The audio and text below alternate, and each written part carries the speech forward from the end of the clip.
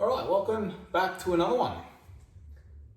This one, we're actually going to talk about what you should do in this situation. So your opponent's had a bit of a dip, they failed, now it's your turn on yellows. What do we do here? So, having a bit of a look around, actually all the balls are in a way are on.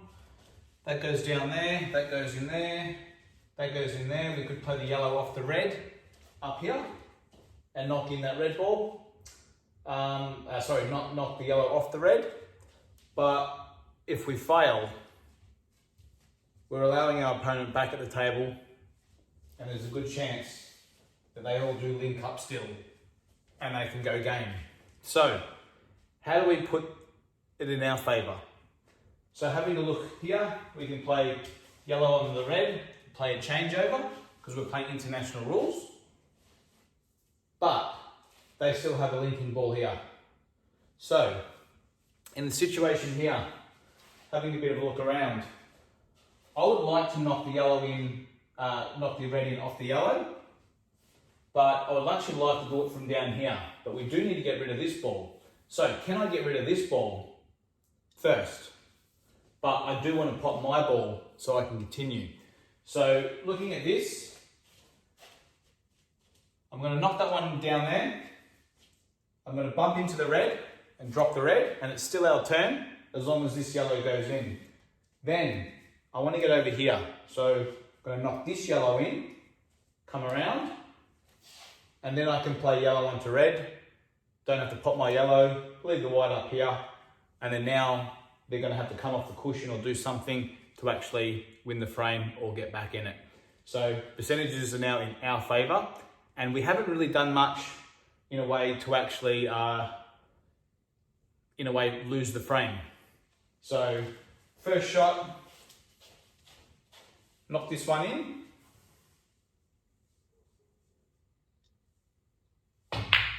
All right, it may seem like a hard shot, but at the end of the day, even if that misses, they're not on that ball. They're going to have to try and knock this one in and not go in off. So, but if I get this shot right, then it favours me big time because I get rid of one of their linking balls. And I also get rid of one of their soldiers on the battlefield. So now I want to play this and come around. Anywhere over here is fine. I can play this one, but that's my blocking ball because the white ball is going to be up here.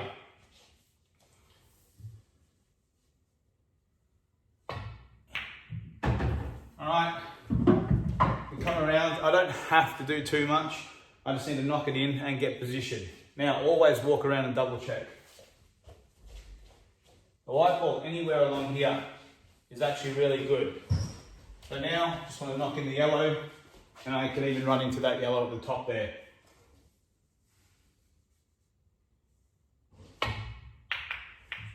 Exactly like that. Doesn't matter what happens up there, because now you can see they're in trouble. So here's just one example of playing a couple of nice, in a way, shots for myself and making it now very hard for my opponent to win from here. Where before, if I just knocked in one of their balls, they still had the ball over a pocket, or if I knocked in that ball, they still could have done a few things, especially if I was going to have a crack at going the out and stuff up. There's a good chance that they're going to get back to the table, roll their balls in, and then we lose. And it's something you don't want to do. So, good example here, how to stay in the frame and put the percentages in your favour. And if they want to try and get out of it, if this was me, basically just trying to hit and hope. So either come off the rail this way, knock that in, come off the rail this way, I can possibly try and knock that in, or come off the back rail and maybe hit it from here. So, probably going to do that. See?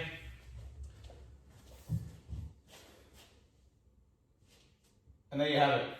Foul, ball in hand, and now the game's over. Alright, this one I actually see happen quite a fair bit. Dead ball, we're on reds.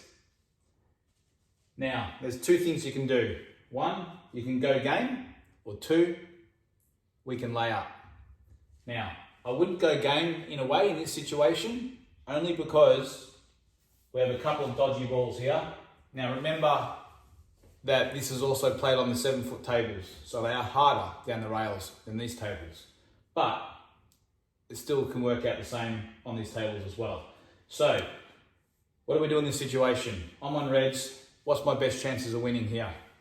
Go game? Yes? No? I don't think so. So, depends on how you're feeling as well, but at the end of the day, we want to play percentages here, and percentages will almost win you the frame more times than not. So, if I have a go at this out and don't make it, then that ball's still a little bit dodgy. Yes, I still got to knock it in and then land on the black. So you're probably wondering, why wouldn't I play the ball on the left, get it out, and snooker on the yellow with the other 2 reds in the way? The reason is, if they get out of it, which they more than likely they will, and get the yellow out, then I still have a dodgy red at the top, dodgy red at the bottom, and also the black to deal with as well. Therefore, putting more pressure on me because the yellow's out in the open, and now I have to make the out because I have no margin for error. But I want to sort of guarantee myself a bit more. So what I want to do is put this red ball over here. This is a option. All right, so now you can see that I've covered this pocket. Now, it didn't really matter whether the ball was here, here, here. It doesn't really matter, as long as I've covered the path of this pocket. So if they nail this ball, they still have to do something here. So my chances of winning this frame goes up dramatically. So let's just say they get down now.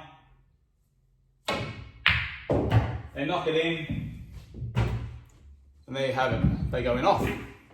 But let's just say they don't knock it in. All right, let's try it again. Put that ball there, put that there.